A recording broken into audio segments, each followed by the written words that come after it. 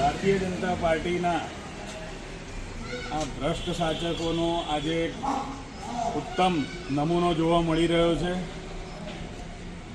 ગયા અઠવાડિયે મને સસ્પેન્ડ કરવાની નોટિસ આપ્યા બાદ મેં આ જ મહાદેવના મંદિરથી મેં ઇન્ટરવ્યૂ આપ્યું હતું ને ખુલાસા આપ્યા હતા.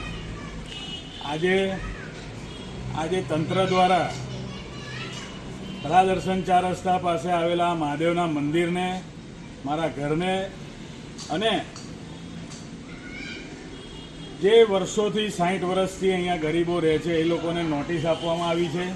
આપ જોઈ શકો છો કે કઈ રીતે આ તંત્ર કામ કરી રહ્યું છે.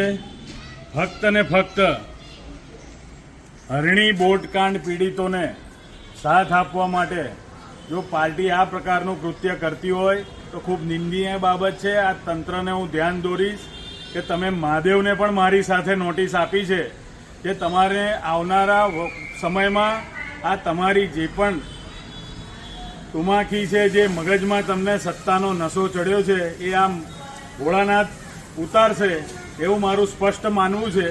તમે ભલે આજે સત્તા તમારી પાસે હોય પણ તમે આજે આ બોટકાંડ પીડિતોને ન્યાય અપાવવાની ઝુંબેશમાં મારી સાથે તમે મહાદેવને પણ નોટિસ આપી છે.